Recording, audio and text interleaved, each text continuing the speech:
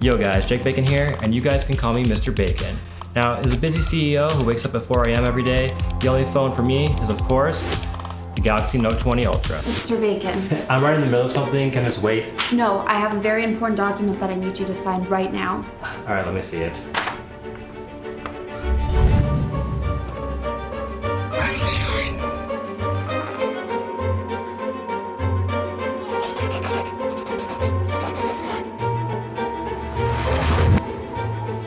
Alright, here you go. Thank you. This doesn't Stop, show I'm too anything. busy for this right now. If you don't get out here right now, I'm gonna fire you. Okay.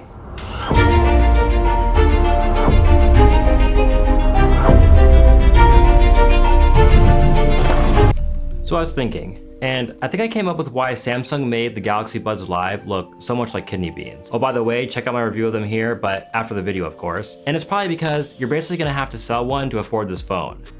I hope you're healthy. But in all seriousness, this is actually one of Samsung's best phones to date, and I've used most of them. In fact, before this, my daily driver was the S10 Plus. Now, is it worth $1,300? I don't know, I kind of think that's up to you to determine. And unfortunately, it kind of seems like flagships have just been on this nice price trend upward. I also think that any phone with 5G automatically commands a higher price, even though most people just can't take advantage of it right now. But let's talk about it and see if this phone is right for you and if I'm gonna switch. And can we also just appreciate how sexy this phone is real quick?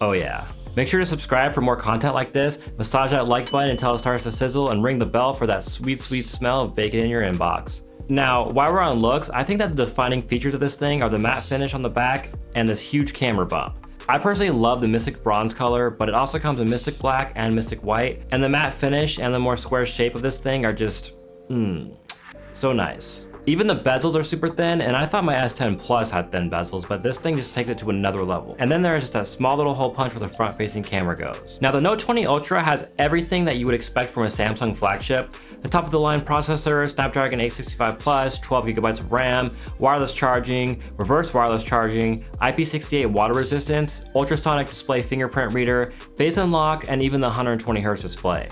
And man, is this display freaking gorgeous. It's 6.9-inch AMOLED 1500 nit display with absolutely amazing colors with HDR10+, and it's 3088 by 1440 resolution. But there's definitely a catch there. If you want the adaptive 120Hz refresh rate, then you have to keep this phone in 1080p. It is a little bit of a bummer, but even at 1080p, it's super sharp and looks great, and I much prefer having the 120Hz over the 60Hz. And trust me, if you haven't tried a high refresh rate phone like this yet, it is definitely worth it, and you will probably never be able to go back. The 120Hz is adaptive, which means that it just adapts to what you are doing and changes the refresh rate accordingly. For instance, if you're looking at a static picture or a document, then it'll probably only be at 60Hz, and if you're scrolling or gaming, it's gonna ramp up to the full 120Hz for you. This is to save on battery life. And speaking of battery life, with this thing's 4500 milliamp hour battery life, the battery life on this thing is okay.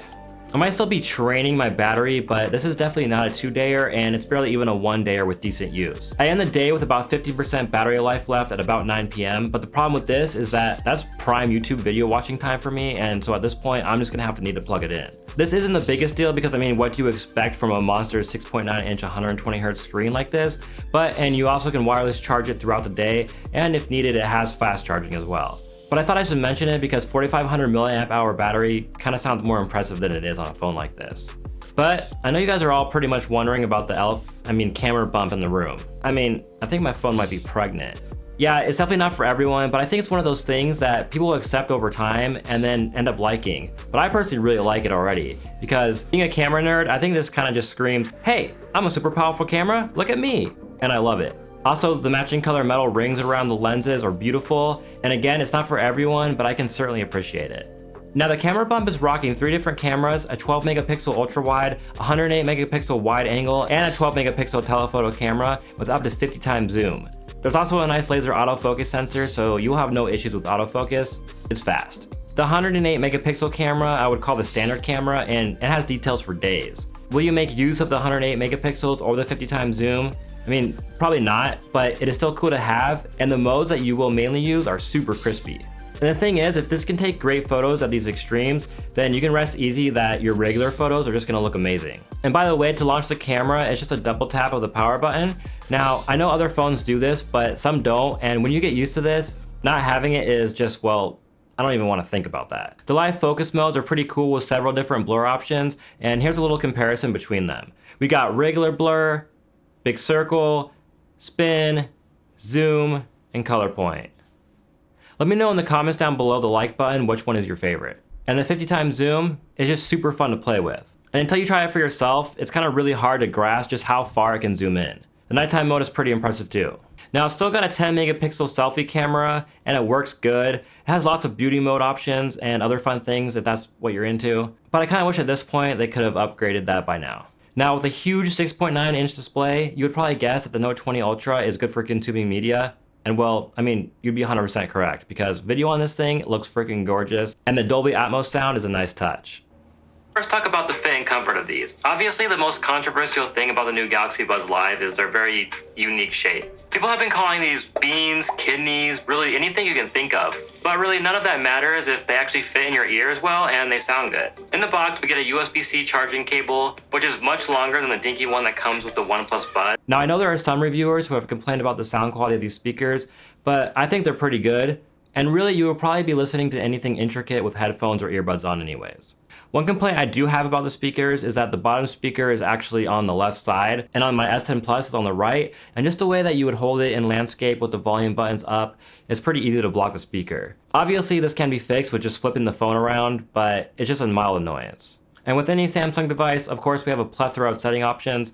Now, it would take days to go through all these, but I do want to mention that if you're basing your opinions on the Samsung UI off the old TouchWiz days, you really need to try One UI. It has gotten really good, and even though it has a ton of features that you'll probably never use, they don't really bog down the phone at all, so they're just really there if you want to use them, and if not, then it doesn't really matter. But the useful features that they do have are awesome, so I always find myself missing them when I go to stock Android.